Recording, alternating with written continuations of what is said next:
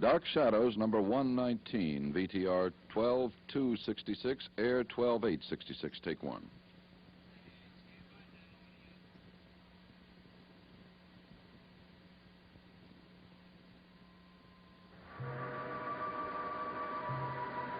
My name is Victoria Winters.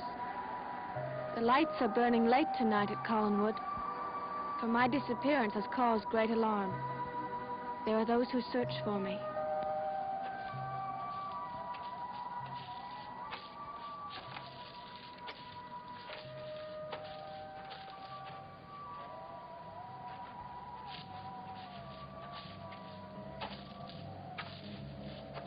But their search may be in vain, for my captor has hidden me well.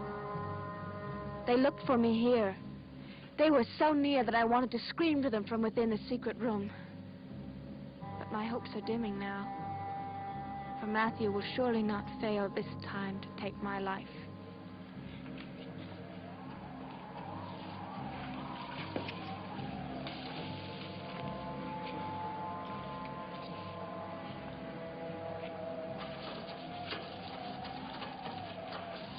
What? Find anything?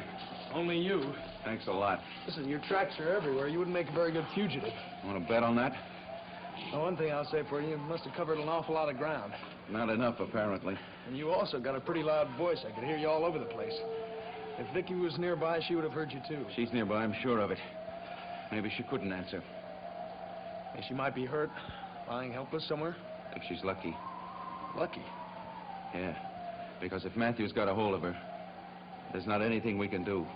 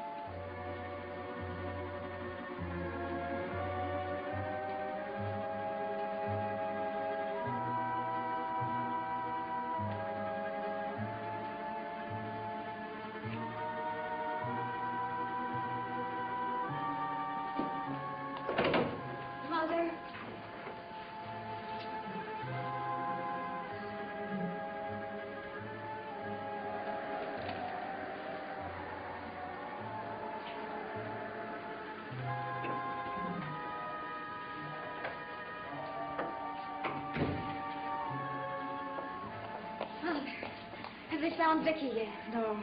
Joe came back for a minute and then went back out again. It's been a few hours. I've made them some coffee. It's cold and damp out there. What do you think happened to her? I've thought too much about that already. You make it sound so awful. Vicky will turn up. She can take care of herself. Under normal circumstances, yes.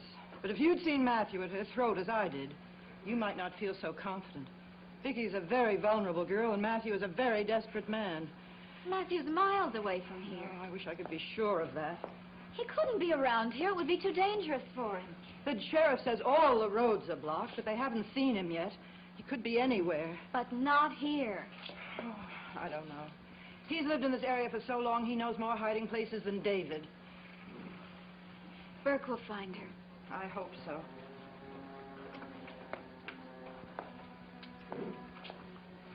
You have a lot of faith in him, haven't you? Shouldn't I have? You know my answer to that. I knew this was coming. Yes, that's the one redeeming feature about the obvious. You can always depend on it. Burke is an obvious person. He's an enemy of this family, and therefore an enemy of yours, too. Mother, you will never sell me that. I won't have to. He'll do it himself. He'll hurt you badly, and it's just a question of time. I wouldn't be too sure of that. It's inevitable. Burke is dedicated to revenge. You'll find you're only his instrument. That's because you only see what's on the surface. You refuse to go beneath and find the man he really is. No, darling, that's your mistake, and it's a very serious one. Burke only permits you to see the man he wants you to see. He's calculated and well planned, and you'll find that you have an important role in his plan. Mother, you've lived in this house too long. Everything seems sinister to you. If you could just look at him objectively, to begin with, you'd see that he's too old for you. You're still a young girl. Well, that's the way you see me, of course. Tell me, Mother, when will you bestow the title of woman on me? When it's a fact. Well, it won't be a woman who bestows that title on me. It'll be a man. Carolyn. Burke Devlin. I'm sorry to be this way, Mother, but it doesn't matter if you rant and rave. Lock me in my room. Disinherit me. I'm going to spend my time with him. And maybe even my life. It will be a terrible life. Because he'll destroy you. That's the only thing he knows how to do.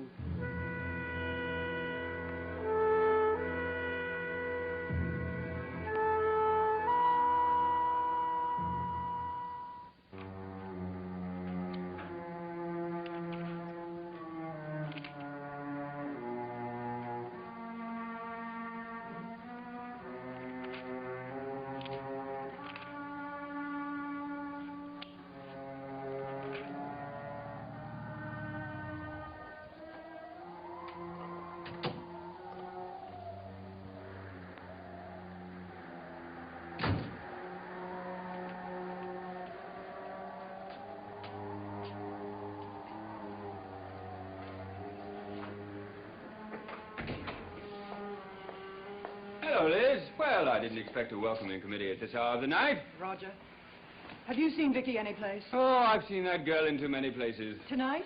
I'm merely generalizing, my dear. She's vanished. I thought you might have some idea where she'd be. Not in the slightest, and it doesn't interest me one bit. Roger, how can you be so indifferent? My dear sister, I have a compulsion to preserve my way of life, and that little girl does nothing but interfere with it. But this may be serious. Everything is serious to that girl. They've searched everywhere for her. Now, what do you want from me? Do you want me to go out into the cold of night and beat the bushes? I expect you to show some concern for a girl who may be in danger. Well, perhaps you expect too much from me. I expect you to have some compassion. I reserve that only for those who deserve it. Such as you, my dear. What an honor. No, I don't know I should even be talking to you, considering the way you defy me. I suppose I'm foolish to deliver an ultimatum to a creature as wild as you are. Yes, very foolish. Since it only heightened my desire to defy you further. Now, what do you mean? I spent a wonderful and memorable evening with none other than Burke Devlin. Well, that doesn't speak very much for you. It indicates a major shortcoming in your sense of judgment. Which proves me to be a Collins.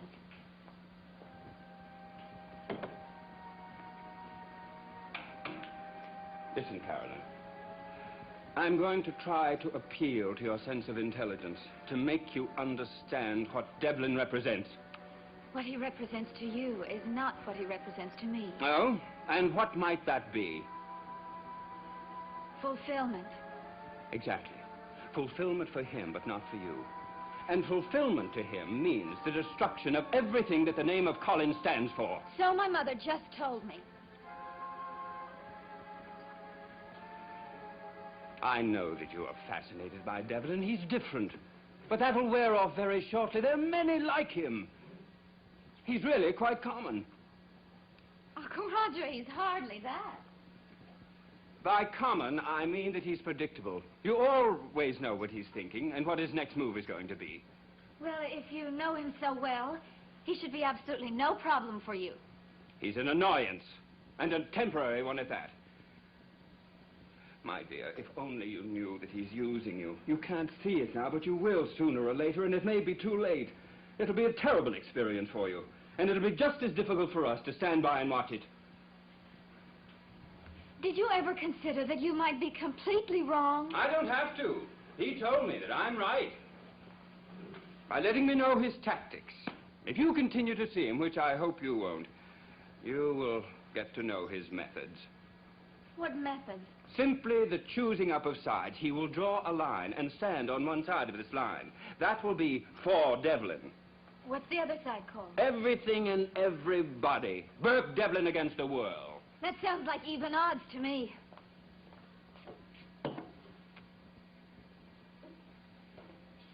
And then, my dear, he will tell you where to stand. I'll know where to stand. Oh? And where will that be? Wherever I choose. You may have no choice. If Devlin should win, your usefulness may be ended. It would be quite a surprise to you if Burke were not using me. It would indeed. I would have to reevaluate my whole scheme of ideas.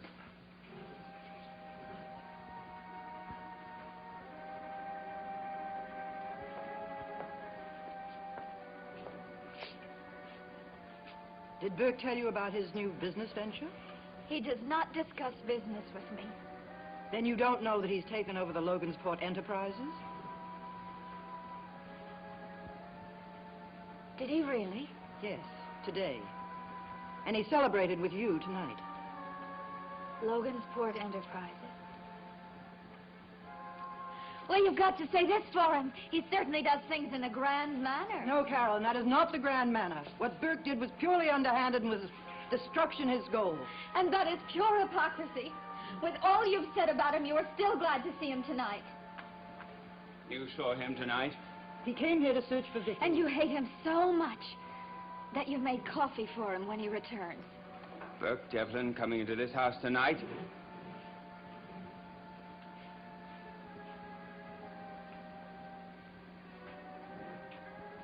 Just remember, Liz, whatever happens, you've brought it on yourself.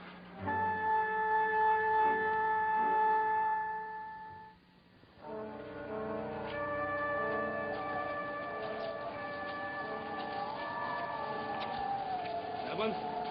What is it? Look, before we get back, there's something I want to say to you. Well, don't take too long. I'm very fond of this climate. Listen, I was an idiot earlier tonight. Well, I could hardly disagree with that. I shouldn't have swung at you. It wasn't the swing I minded, it was the connection I resented.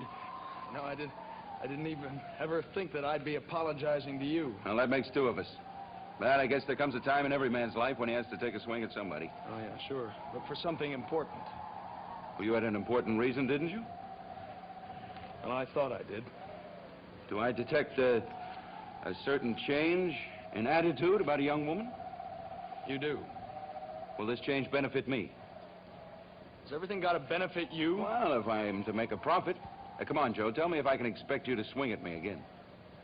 Not unless I can find a better reason than Carolyn. Well, I hope you don't. So, you're giving her up, huh? I don't know whether I ever had anything to give up. Carolyn wants something. Maybe it's you. Maybe it isn't. I just know one thing for sure. It's not me. All the punching in the world isn't going to help my lost cause. That takes a lot to say, Joe. I admire you for it. I'm not looking for your admiration. I just want you to know how I feel. But you haven't really told me how you feel. All you've been talking about is lost causes. People who go down in lost causes are diehards. They never really give up. I don't think you'll ever get that girl out of your mind. Well, that'll be my problem. Well, as my old physics teacher said, the size of the torch is directly proportional to the heat of the flame. Is it going to be a big one, Joe? No, it's not. You'll never convince me of that. Not after the scrap we had. Well, let's say to avoid any further scraps, we just forget the discussion entirely. I'd like to, but I don't think you can do it. Could we continue this discussion in a warmer place? Oh, there's no need to continue it. I've said everything I'm going to say.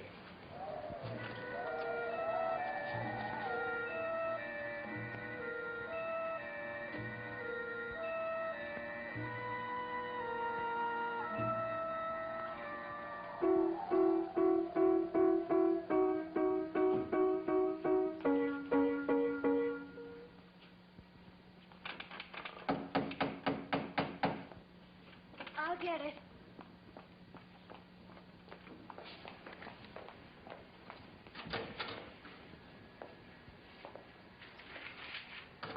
You didn't find her?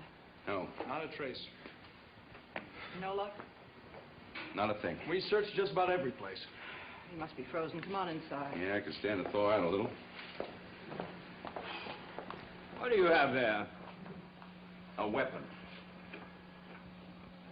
That's mine, isn't it? I didn't want them to go out without some protection. Now, it could be dangerous in here, as well as outside. If you don't mind. The sight of you with a loaded gun is not a very comfortable picture. Doesn't do much for you, either.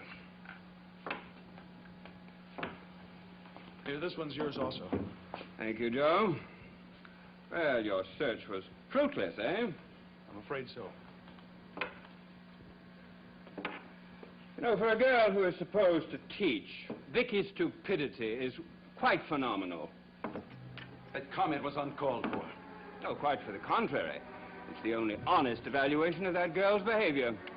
You don't consider Vicky to be in jeopardy, then, huh? Only for myself. Of course, I don't know what to label. The sight of two grown men traipsing through the woods in the middle of the night, melodramatically with their guns at the ready. Oh, really, you're too much. There's a murderer outside. Outside there. That's a real menace, Roger. A menace. Yes. That's a subject you're rather expert on, isn't it? Yes, it is. I've made a careful study of one particular menace, which I will deal with shortly. Why don't you deal with this menace immediately? Because I want to do a proper job on him, just as he did on me. Do you think you'll get the chance? Positive. Well, it sort of gives you something to look forward to, doesn't it? With great expectations. Wouldn't it be terrible if you were disappointed? I won't be. Because I planned everything very carefully. I've waited too long. It would be a shame to see all that go to waste.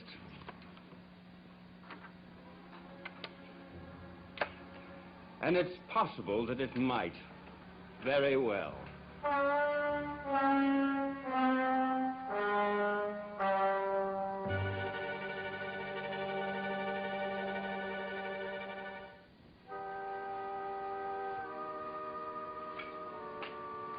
Would you like some coffee? You never were very discriminating about whom you feed in this house. Please sit down.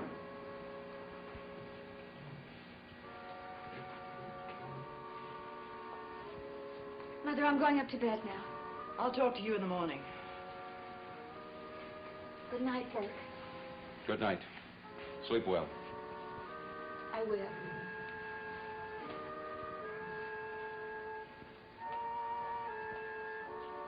You take cream and sugar? Right, please. What is it? You didn't say goodnight to me. Oh, didn't I? I could have sworn I said goodbye, rather firmly. Look, I want to talk to you for a minute. Under normal circumstances, I'd be delighted to listen to your apology. As it is, I'm willing to forgo I it. don't intend to apologize. It wasn't you that I belted. Then what do you want? I'm not feeling well, and I'm very tired. Not feeling well. What's the matter? Can't you handle your liquor? I can handle anything and anyone. Well, I just wanted to tell you don't have to worry about handling me anymore. Fine. Send me a letter to that effect. I'm sorry to see this has happened to you. You used to be a very nice girl. I'm even nicer now.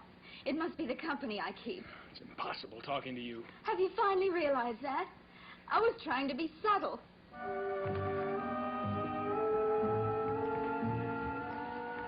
You take your coffee, Blythe?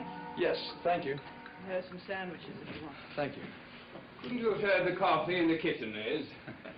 You know, Roger, if I didn't dislike you so much, I'd probably find you a very amusing person. I didn't intend to be amusing. That's just the point. Burke, have you any idea where Vicky might be? If I did, I would have gone there. Have you heard anything about Matthew? No, he hasn't a clue where the sheriff hasn't a clue to where he is.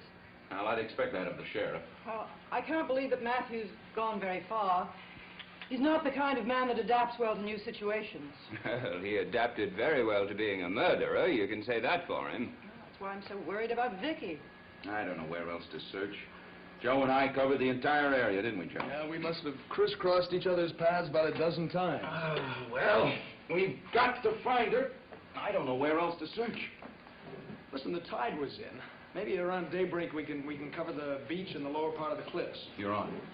I'd like to change into something drier and warmer. Would you drop me off at the hotel? Oh, yeah, sure. Listen, maybe I can get some of the fishermen to come along with us tomorrow. Oh, that'd be a big help. I'll have to check the coastline up and down for miles, just in case. You seem inordinately concerned. Do I? Well, I am. And I'm sorry to say, your lack of concern, I resent very much. Personally, if I didn't know about Matthew, you'd be number one on the list. Isn't it about time you changed into something dry? Yes. I'll be at the hotel, Mrs. Stoddard. If you have any word in the next half hour, please let me know, will you? Of course I will. I'll try to get back as soon as I can. I hope you're not planning to make this house your search headquarters. Not necessarily. But I may have some other plans for it. Soon. Burke, I appreciate your searching for Vicky, but I don't appreciate your last remark. I didn't expect you would, but it was intended for your brother. We're talking business now. You don't have to be so polite. Anything pertaining to the cannery of this family is directed at me. You're very realistic. Yes, I am. It's the only way to be in business. That's why you're going to fail in your effort to bankrupt us. Because you're realistic? Yes, and because you're not. I did not make my money on fantasy, Mrs. Stoddard. You didn't buy Logan's Enterprises for business reasons. Didn't I? No. And no one ever made money on revenge. I'll be the exception. Oh, of course he will. He knows every filthy trick in a book. Because I learned them all from you.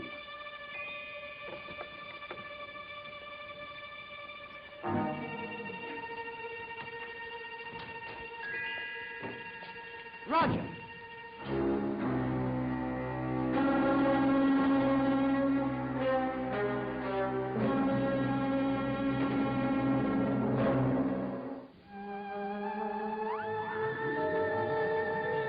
Meet Samantha, a witch who uses her witch's wiles to make her marriage wonderful. She'll entertain you tonight on Bewitched, here on ABC.